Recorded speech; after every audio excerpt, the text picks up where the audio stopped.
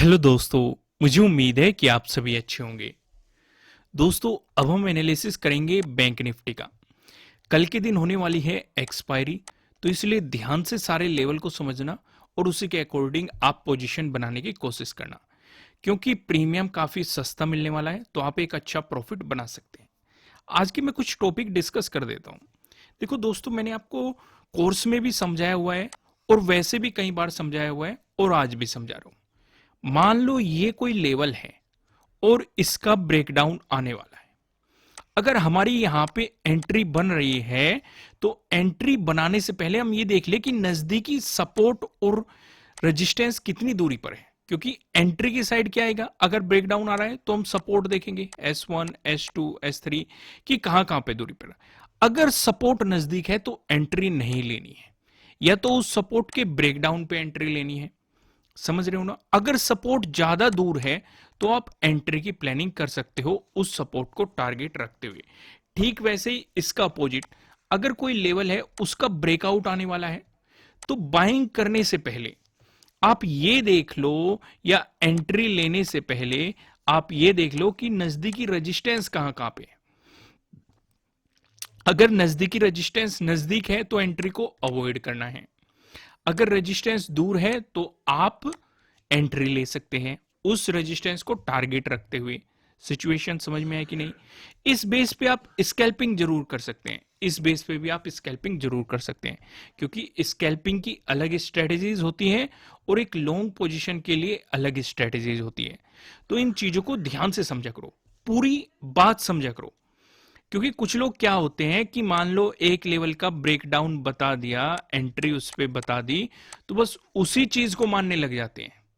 जो दूसरा केस होता है उसे फोकस नहीं करते।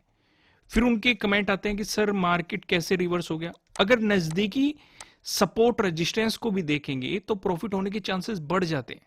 मैं आपको हमेशा क्यों कहता हूं कि भाई किसी भी स्ट्रेटेजी की एक्यूरेसी आपका एक्सपीरियंस बढ़ाता है, आपकी स्किल बनाती है, आपकी नॉलेज बढ़ाती है। क्योंकि जिस इंसान को नजदीकी सपोर्ट दिखाई दे रहा है वो एंट्री को अवॉइड करेगा। एक इंसान को सिर्फ इतना ही पता है, वो इसके ब्रेकडाउन पे एंट्री बना रहा है और मार्केट उस सपोर्ट पे सपोर्ट लेके बाउंस कर जाएगा। वो सोचता रह जाएगा कि मार्केट रिवर्स कैसे हो गया। तो इसलिए प्रैक्टिस पे ज्यादा काम करो, बैक टेस्टिंग करो। समझ रहे हो कि नहीं मैं आपको क्या समझाने की कोशिश कर रहा हूं? अगर आपको कोई स्ट्रेटेजी पता है, चाहे वो मेरी हो या किसी और की है, उसकी बैक टेस्टिंग कर दो, बहुत ज्यादा बैक टेस्टिंग कर दो कि कब कब वो फेल हो रही है, क्या कारण था फेल होने का, या कब कब वो सक्सेस हो रही है, कितनी सक्सेस हो रही है, क्या रिस्क रिवॉर्ड रेशो मिल रहा है। इन सारी चीजों को जब आप ऑब्जर्व करोगे, वो ये आपका होमवर्क होता है। कुछ लोग क्या करते हैं, बस उन्हें स्ट्रेटेजी पता लगी हुई तुरंत मार्केट में आते हैं, ना बैक टेस्टिंग करते, ना उस पर प्रैक्टिस करते, बस उसके अकॉर्डिंग एंट्री लेना शुरू कर देते हैं और फिर लॉस करके बैठ जाते हैं। तो आपको ऐसा बिल्कुल भी नहीं करना है। उसकी बैक टेस्टिंग करो, जहां जहां वो फेल हो रही है उन पॉइंट को नोट करो। अगर वो पॉइंट आपको दोबारा से मार्केट में दिखाई दे रहे हैं तो आप एंट्री को अवॉइड कर सकते हो, या फिर उन पॉइंट्स को मॉडिफाई कर सकते हो, या जिस कारण से वो फेल हुई है उनके रीजन जान के अपनी स्ट्रेटेजी को मॉडिफाई कर सकते हो। समझ में आया एक बेहतर प्रॉफिटेबल ट्रेडर बनने का? चलो आइए अब हम डिस्कशन करते हैं कल के दिन हमें क्या करना है।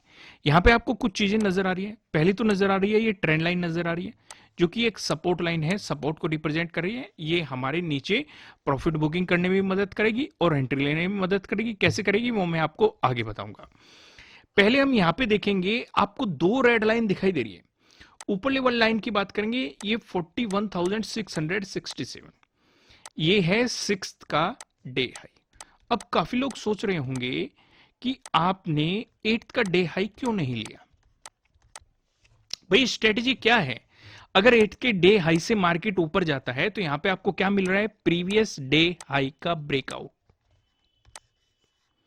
तो यहां पे स्ट्रेटेजी एक्टिवेट होती है, इसके अकॉर्डिंग हम एंट्री ले सकते हैं, स्टॉप लॉस लगा सकते हैं, टारगेट रख सकते हैं। लेकिन अभी अभी मैंने आपको क्या समझाया, वीडियो के शुरुआती मैंने आपको एक चीज समझाने से कि अगर हमें कोई रेजिस्टेंस नजर आ रहा है, अगर एंट्री पॉइंट नजर आ रहा है, उसका मार्केट ब्रेकआउट देके चल रहा है, हमारी स्ट्रेटेजी के अकॉर्डिंग एंट्री बन रही है, तो हम नजदीकी रेजिस्टेंस देखेंगे वो कितनी दूरी पर है। अगर नजदीक होगा तो हम एंट्री को अवॉइड कर देंगे। यहां पे वही केस है भाई, यहां पे आप देखेंगे, यहां पे स्ट्रेटेजी तो एक्टिवेट हो रही है, इससे ऊपर जाते ही प्रीवियस डे हाई का आपको ब्रेकआउट मिल रहा है। लेकिन हम क्या देख रहे हैं, उससे ऊपर ही एक रेजिस्टेंस जोन है। यहां पे ये चीजें आपको इतनी आसानी से नहीं दिखाई देगी, इसलिए मैं आपको बड़े टाइम फ्रेम पे लेके चलता हूं। वन डे के टाइम फ्रेम पे अगर आप ध्यान से देखेंगे, यहां पे हम आ चुके हैं वन डे के टाइम फ्रेम पे, ये वही रेजिस्टेंस जोन है जिसका हम डिस्कशन कर रहे थे। मैंने आपको प्रीवियसली भी समझाया है। पहले ये एक रेजिस्टेंस जोन बना हुआ था, ब्रेकआउट मिलने के बाद एक सपोर्ट जोन बन गया, फिर से ब्रेकडाउन मिलने के बाद ये एक रेजिस्टेंस जोन बना हुआ है, मार्केट इसी पे ही खड़ा हुआ है। तो यानी कि ये हमें ये बता रहा है कि यहां से हमें थोड़ी सावधानी रखनी है। ट्रैप भी कर सकता है मार्केट कि आपको ब्रेकआउट दिखाए और फिर रिवर्सल ले जाए, ऐसा मार्केट ने बहुत बार किया है। या फिर आपको एक बड़ी गैप अप ओपनिंग दे दे और फिर मार्केट नीचे आना शुरू हो जाए, जैसे कि आप देखेंगे इस वाली रेड कैंडल पे किया था मार्केट ने। इस लेवल से ऊपर आपको क्या दे दिया, ब्रेकआउट दे दिया और फिर क्लोजिंग दे दी दिन के दिन ही अंदर, और आपको बेहतरीन गिरावट भी दिखाई।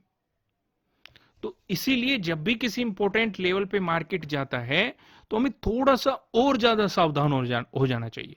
और ज्यादा बेहतर तो यह भी होता है कि अगर आप ट्रेडिंग क्वांटिटी को हाफ कर दो, क्योंकि मार्केट कब किस लेवल की रेस्पेक्ट कर देगा ऐसी सिचुएशन पे आप नहीं कह सकते, क्योंकि इन लेवल्स पे बायर्स और सेलर्स की फाइट होती है। बायर्स चाहेंगे कि इस लेवल का ब्रेकआउट देके मार्केट प्राइस ऊपर सस्टेन कर जाए, सेलर्स चाहेंगे कि मार्केट इससे नीचे गिर जाए। तो इसलिए उनके बीच ऐसे लेवल पे फाइट चलती है, इसलिए हमें हाफ क्वांटिटी के साथ ट्रेडिंग करेंगे तो ज्यादा बेहतर रहेगा। आइए वापस आते हैं। फिलहाल मैं आपको वन डे के टाइम फ्रेम पे यही समझाना चाह रहा था, तो यहां से आपको समझ में आ चुका होगा। अब पहला डिस्कशन करते हैं, अगर फ्लैट ओपन होके पॉजिटिव मोमेंटम आया उस सिचुएशन पे हम क्या करेंगे। चलो इससे पहले हम ये भी डिस्कस कर लेते हैं, ऊपरला कौन सा लेवल था, 41,667, जो कि सिक्स्थ का डे हाई था। नीचे आप देखेंगे लेवल दिखाई दे रहा है 41,472। यहाँ पे मार्केट ने सिक्स्थ को भी एक रेजिस्टेंस बनाया था और आज भी एक रेजिस्टेंस बनाया है, और हम जानते हैं रेजिस्टेंस जोन है, ब्रेकआउट मिलता है तो वो सपोर्ट की तरह एक्ट करता है। तो जब तक मार्केट आपको इस जोन में दिखाई देगा, आपको मार्केट को अवॉइड करना है। कोई भी आपको मार्केट में पोजीशन नहीं लेनी चाहिए। अगर इसका ब्रेकआउट मिला तो बाइंग अपॉर्चुनिटीज ढूंढेंगे, इसका ब्रेकडाउन मिला तो आपको सेलिंग अपॉर्चुनिटीज ढूंढनी है। सेलिंग अपॉर्चुनिटीज पे भी कुछ चीजों का ध्यान रखना है, क्योंकि ये जो मैंने आपको सपोर्ट लाइन बता रखी है, अगर मार्केट इसका ब्रेकडाउन देके चलता है और ये सपोर्ट लाइन काफी नजदीक है, तो आप ट्रेडिंग को अवॉइड करेंगे। ज्यादा बेहतर ये रहेगा कि मार्केट इस सपोर्ट लाइन का भी ब्रेकडाउन दे दे। इसलिए मैंने पहले ही ड्रॉ करके रख दी, क्योंकि पता चले, वही बात है। इसलिए मैंने आपको वीडियो में दो बात समझाई कि सपोर्ट लेवल का भी अगर ब्रेकडाउन आ रहा है, नजदीकी सपोर्ट है, तो आप ट्रेडिंग को अवॉइड करेंगे, एंट्री को अवॉइड करेंगे। अगर ये सपोर्ट लाइन कहीं यहां पे होती, दूर होती, तो एंट्री बन सकती थी, इसे हम टारगेट लेके चल सकते थे। सिचुएशन समझ में आई मैं क्या समझाने की कोशिश कर रहा हूं। इसलिए मैंने वीडियो की शुरुआत ही इन दो चीजों से की कि भाई किसी लेवल का ब्रेकडाउन या किसी लेवल का ब्रेकआउट। क्योंकि ये क्वेश्चन मैंने क्यों यहां पे समझाया, आज ऐप में काफी ज्यादा क्वेश्चंस आए, तो मैंने सोचा कि उनका डिस्कशन भी कर दूं। इससे आपकी भी मदद हो जाएगी, क्योंकि फ्री ऑफ कॉस्ट मैं आपको बहुत सारी चीज़ें समझाता रहता हूं, जो हमने कोर्स में डिस्कस किया है वो मैं आपको समय समय पर धीरे धीरे कुछ कुछ चीज़ें बताता रहता हूं। तो आइए अब हम यहाँ पे डिस्कशन करते हैं। अगर फ्लैट ओपन होके पॉजिटिव मोमेंटम आ रहा है, उस सिचुएशन पे हम इंतजार करेंगे दोनों डे हाई ब्रेकआउट का, यानी कि 8th का जो डे हाई है इसके भी ब्रेकआउट का इंतजार करेंगे और 6th के भी डे हाई के ब्रेकआउट का इंतजार करेंगे, तभी हम बाइंग साइड एंट्री लेंगे। और इस सिचुएशन पे जो हमारा टारगेट बनेगा ये 41,800, अगर आपको इसका भी ब्रेकआउट मिला तो 42,000 आपका दूसरा टारगेट रहने वाला है। ठीक वैसे ही अगर फ्लैट ओपन होकर मार्केट दिखाता है नेगेटिव मोमेंटम, तो उस सिचुएशन पे हम क्या इंतजार करेंगे, जो ये हमारा एक जोन है नीचे 41,472, इसके भी ब्रेकडाउन का इंतजार करेंगे। और ज्यादा बेहतर तो ये रहेगा, ये जो सपोर्ट लाइन है इसके भी ब्रेकडाउन का इंतजार करेंगे, तो और ज्यादा बेहतर रहेगा। उस सिचुएशन पे जो हमारा टारगेट बनेगा, 6th का डे लो हमारा पहला टारगेट रहेगा। इसका अगर आपको ब्रेकडाउन मिल गया तो उस सिचुएशन पे हमारा 8th का डे लो दूसरा टारगेट हो जाएगा। इसका भी ब्रेकडाउन मिल गया तो 41,000 आपके लिए दूसरा टारगेट हो जाएगा। तो अभी तक हमने दो डिस्कशन किए। अगर फ्लैट ओपन होकर पॉजिटिव मोमेंटम आए तब क्या करना है, फ्लैट ओपन होकर नेगेटिव मोमेंटम आए तब क्या करना है। अगर आपको मिलती है गैप अप ओपनिंग, इस सिचुएशन पे आप क्या करेंगे भाई? इस सिचुएशन पे हम ये देखेंगे, हमारा पूरा फोकस तब भी 6 के डे हाई पे ही रहेगा कि मार्केट कहां पे गैप अप ओपन कर रहा है। अगर इसी के आसपास मार्केट गैप अप ओपन कर रहा है और इसका मार्केट ब्रेकडाउन देते हुए नीचे आता है, तो क्या हम सेलिंग पोजीशन लेंगे? बिल्कुल भी नहीं लेंगे, क्योंकि फिर वही केस आ जाएगा भाई। यहां पे हमारी कौन सी स्ट्रेटेजी एक्टिवेट होगी? प्रीवियस डे हाई के ब्रेकडाउन वाली स्ट्रेटेजी एक्टिवेट होगी, लेकिन नजदीकी सपोर्ट भी है प्रीवियस डे हाई का, 8 के डे हाई का। तो उस सिचुएशन पे हमारे लिए बेहतर रहेगी कि 8 के डे हाई का भी मार्केट ब्रेकडाउन दे दे। उस सिचुएशन पे ये जो सपोर्ट लाइन है ये हमारा पहला टारगेट हो जाएगी। इसका ब्रेकडाउन मिलते ही 6th का डे लो दूसरा टारगेट हो जाएगा। इसका ब्रेकडाउन मिलते ही 8th का डे लो, इसका ब्रेकडाउन मिलते ही 41,000। लेकिन अगर यहां से आपको बुलिश मोमेंटम मिला, उस सिचुएशन पे 41,800 पहला टारगेट, इसका ब्रेकआउट मिल गया तो 42,000 आपका दूसरा टारगेट। ये क्लियर होगी। लेकिन अगर आपको दूर कहीं गैप अप ओपनिंग मिल रही है, खासकर अगर हम देखें 41,800 से ऊपर लेकिन 42,000 से नीचे, तो इस सिचुएशन पे हम बाइंग को अवॉइड कर देंगे। कब तक? जब तक हमें कोई प्राइस एक्शन बनते हुए नहीं दिखता, क्योंकि मैंने आपको समझाया हुआ है कि मार्केट बिल्कुल सीधा ऐसे ऊपर नहीं जा सकता, वो इस फॉर्म में जाता है। यानी कि वो आपको एंट्री लेने के लिए प्लेटफॉर्म बनाता है कि आपको एंट्री उस ट्रेंड में घुसना कैसे। तो अगर बड़ी गैप अप ओपनिंग हो रही है, क्योंकि मैंने आपको एक बात और समझाई हुई है, बड़ी ग्रीन कैंडल, बड़ी रेड कैंडल, बड़ी गैप अप ओपनिंग, बड़ी gap down opening, sideways momentum, इन चीजों को हम अवॉइड करते हैं मार्केट में, दूर रहते हैं इन चीजों को। इन चीजों में हम तब घुसते हैं जब हमें कोई प्रॉपर प्राइस एक्शन बनता हुआ नजर आता है। उससे पहले हम इसमें एंट्री नहीं लेते, इससे दूर ही रहने में फायदा होता है। मैंने आपको बहुत सारे एग्जाम्पल दिखा भी रखे हैं कि किस तरीके से आपके कैपिटल का लॉस कर देते हैं। तो यहां तक पूरी सिचुएशन क्लियर होगी। तो यहां पे हम क्या देखेंगे कि क्योंकि ऊपर की तरफ एक रेजिस्टेंस हमारा हो जाएगा 42,000 वाला, तो ज्यादा बेहतर ये रहेगा कि मार्केट यहां पे हमें बियरिश कैंडल दे दे। उस सिचुएशन पे बियरिश कोई भी चार्ट पैटर्न, बियरिश से कैंडलस्टिक पैटर्न नजर आ जाए तो हमारा 6th का डे हाई पहला टारगेट हो जाएगा। अगर मार्केट 41,800 से ऊपर है तो पहला टारगेट ये हो जाएगा। इसका ब्रेकडाउन मिला तो 6th का डे हाई यानी कि 41,667, इसका ब्रेकडाउन मिला तो 8th का डे हाई, इसका भी ब्रेकडाउन मिला तो आपके लिए वाला लेवल 41,472 आपके लिए टारगेट हो जाएगा। क्लियर हो गया यहां तक? अगर मान के चलो आपको गैप डाउन ओपनिंग मिलती है, इस सिचुएशन पे हम अपना पूरा फोकस कर देंगे इस सपोर्ट लाइन पर कि भाई गैप डाउन ओपनिंग कहां पे मिल रही है आपको। अगर इस सपोर्ट लाइन के नजदीक मिल रही है, थोड़ा बहुत ऊपर या नीचे, तो गलती से भी सेलिंग मत कर देना।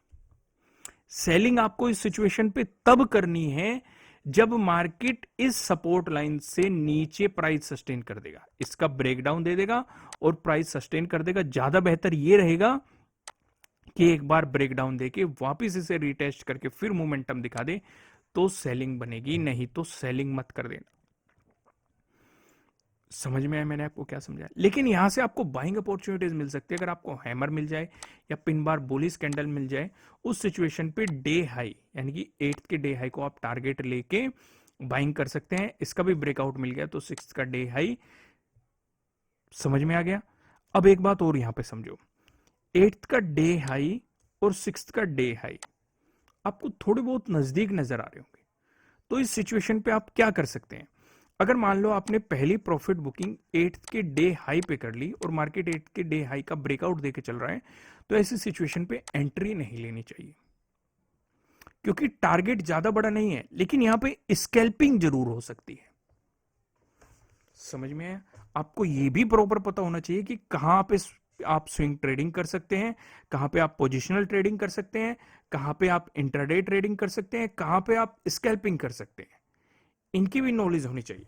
अगर आप इस मार्केट में सर्वाइव करना चाहते हैं, क्योंकि कहाँ पे आपको पता होना चाहिए कि कहाँ पे 5 सेकंड में ही प्रॉफिट लेके निकलना है, या कहाँ पे 1 या 2 मिनट में ही प्रॉफिट लेके निकलना है, या कहाँ पे आपको 10 to 15 मिनट में प्रॉफिट लेके निकलना है, किस स्ट्रेटेजी के अकॉर्डिंग आप किस तरीके से प्रॉफिट बना सकते हैं।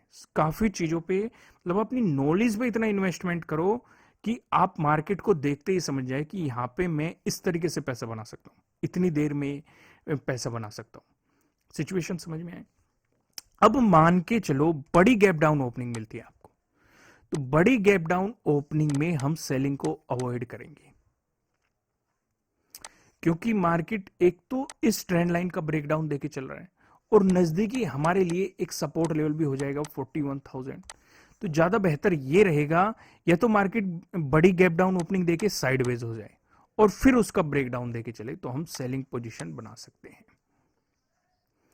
लेकिन अगर मार्केट में आपको यहां पे हैमर नजर आ जाए, पिन बार बुलिश कैंडल नजर आ जाए, तो इस सिचुएशन पे आपको बाइंग अपॉर्चुनिटीज मार्केट में मिल सकती हैं। और टारगेट ऊपर की तरफ मैं आपको बताई दिए कि क्या क्या आपके ऊपर की तरफ टारगेट रहने वाले हैं। सिचुएशन समझ में आई, मैं क्या डिस्कस करने की कोशिश कर रहा हूं आपके साथ। अब मैं आपको सीधा लेके चलता हूं पिवट पॉइंट की तरफ। यहाँ पे हम समझेंगे कि कहाँ कहाँ पे हमें रेजिस्टेंस, कहाँ कहाँ पे हमें सपोर्ट नजर आ रहा है।